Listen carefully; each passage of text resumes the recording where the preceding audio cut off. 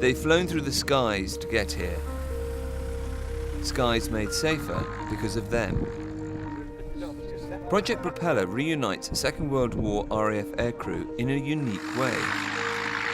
Nice copy, Sierra Sierra Missile will expedite. Volunteer pilots fly over 100 veterans to a wartime airfield to remember and celebrate their service and catch up with old friends.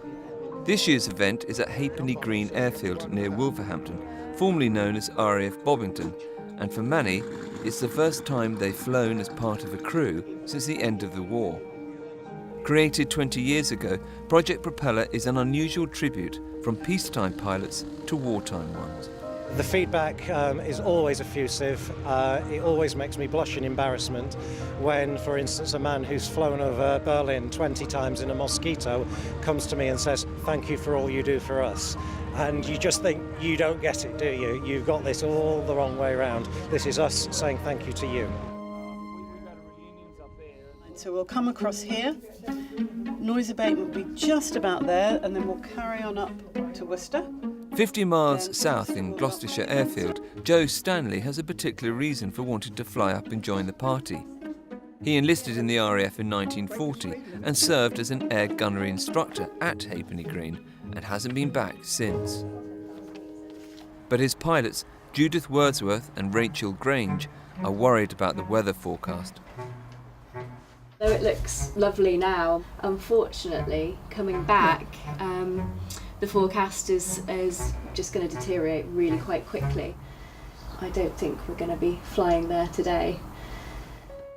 Joe may not be flying in the plane today, but nothing's going to stop this 95-year-old from sitting in its cockpit.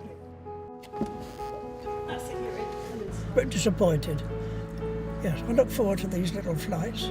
Unfortunately, I'm the only one from the Aircrew Association branch that was flying up today. Yep.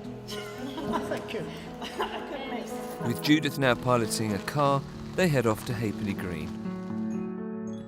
Every type of RAF veteran is here today. Pilots, navigators, wireless operators, all relating their stories. Bernard Ennis, an air gunner who flew with 228 Squadron, trained here. His plane was shot down over the Bay of Biscay, and because he survived crashing in water, he's a member of the Goldfish Club. Rubber dinghies formed this club, life-saving club, and they made all types of dinghies and the Mae Wests and everything. And so they formed the Goldfish. We're really called kipper feet because Sunderlands are in the water. So we're the remains of, I think now I possibly are the last of the, we were the last aircraft to crash, and I think I'm now the last person alive. Some pilots flew in later conflicts. One was in for a surprise when he spotted the actual reconnaissance plane he flew during the Malayan emergency in the 1950s. We were just driving in on the pickup vehicle that brought us in, and the first thing I saw parked outside the hangar was this aircraft, and I recognised its tail number immediately. I was in 7th flight, which was in Taiping in North Malaya in Pira, and I had this was one of our 6 aircraft, so I flew it on many occasions. With the event drawing to a close, these RAF aircrew, who Winston Churchill famously praised as the few, are recognised with a flypast by the Lancaster of the Battle of Britain Memorial Flight.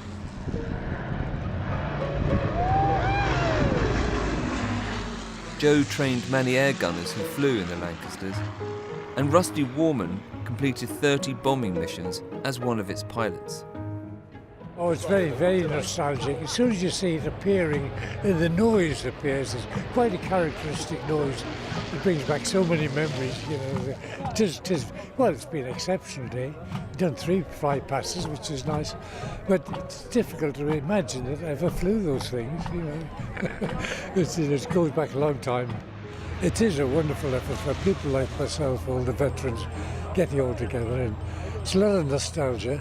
The only thing is I can never remember all the damn names. It's just old age. Despite his disappointing start to the day, Joe has been offered a flight home in a jet plane which can cope with any adverse weather. It's an offer that sums up the spirit of Project Propeller.